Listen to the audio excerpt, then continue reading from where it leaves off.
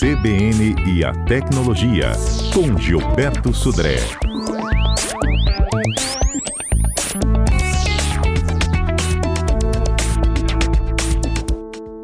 Ei, Gilberto, bom dia para você.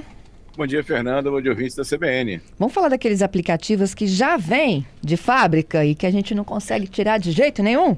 Exatamente. Isso é um aborrecimento para muitos usuários, viu, Fernanda? A gente compra um celular, aí o celular vem aí cheio de aplicativo que você não pediu, não instalou, né? Muitas vezes você não precisa, não usa. Um monte de jogos, coisa parecida, né, para isso. Uhum. E muitas vezes é difícil de você desativar, né, ou pelo menos você remover esses aplicativos. Esses aplicativos se chamam, assim, tem um termo técnico chamado bloatware, que são aplicativos que vêm instalados pelo fabricante do celular ou pela operadora do celular, já que se você comprou o celular numa operadora, né?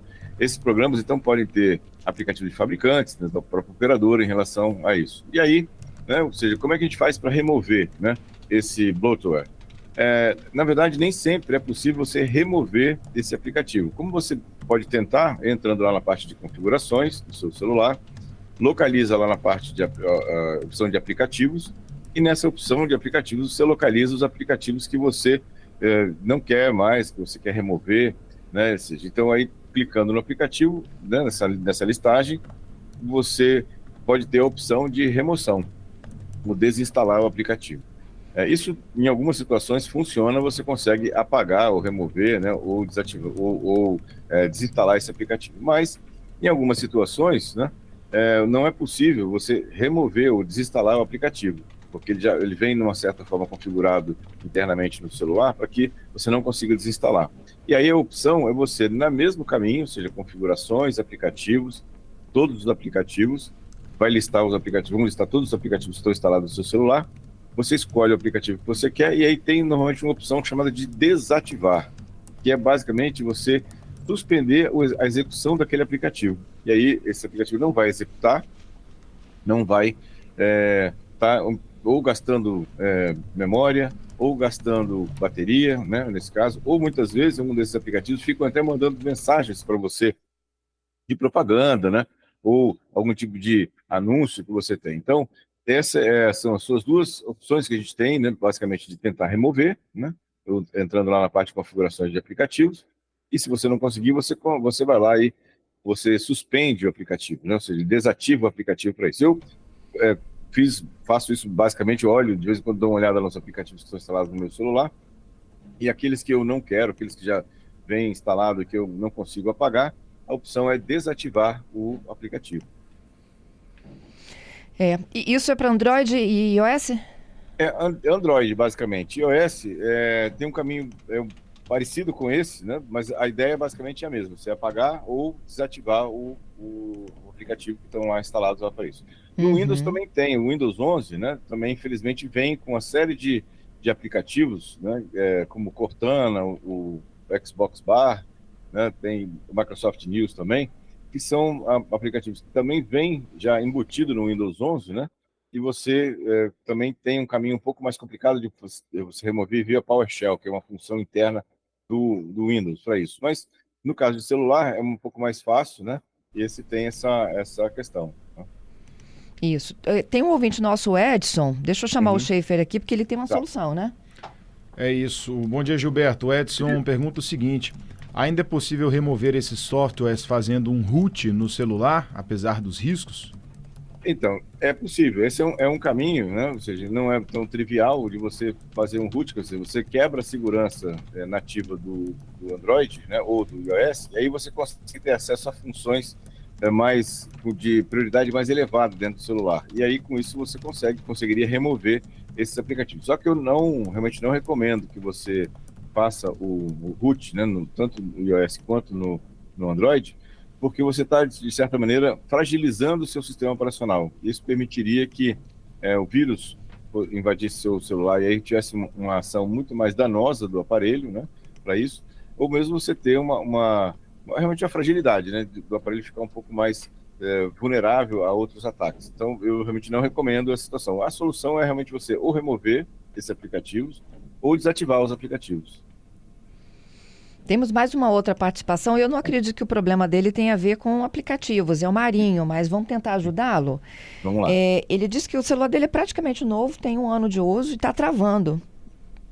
Então, o travamento de celular pode ser um problema de hardware mesmo, né? Um problema do próprio aparelho que veio com algum tipo de problema de fábrica. Essa é uma opção. Mas tem, por exemplo, um problema de, por exemplo, ser um aplicativo que ele instalou e está consumindo muitos recursos do celular, e com isso o celular fica muito, muito lento, e aparentemente travado, né, nesse caso. Então pode ser um celular também. Uma alternativa é ele verificar os últimos aplicativos que ele instalou, né, e tentar desinstalar para ver se esse problema resolve.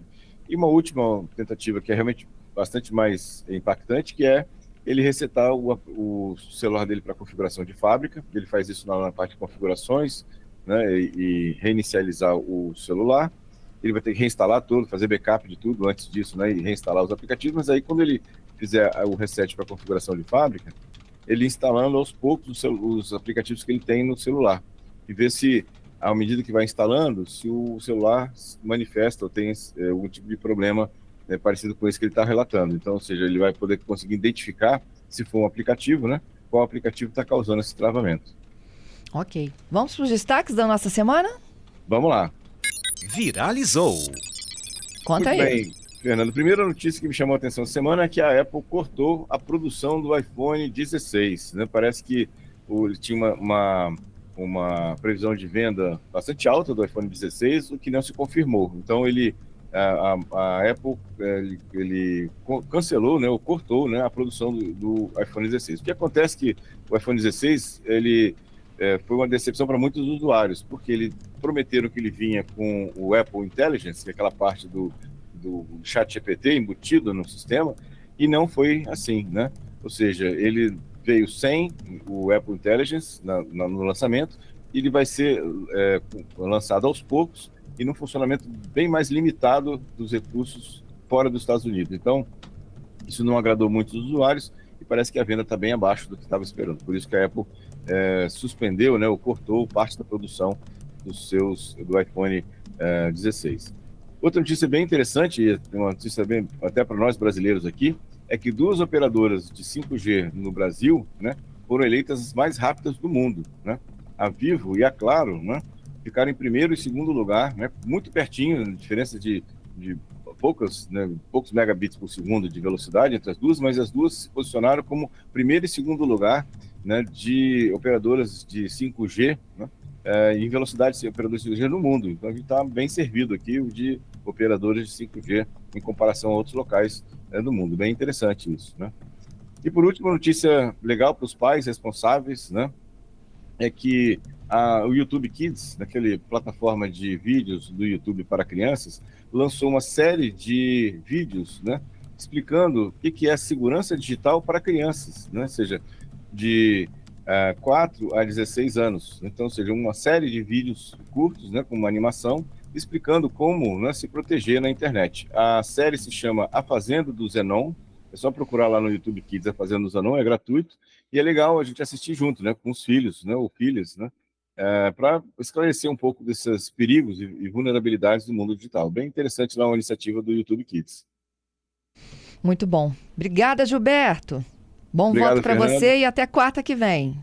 Obrigado, Fernando. Obrigado aos ouvintes. Excelente eleição para todos e até quarta-feira com mais tecnologia. Até quarta.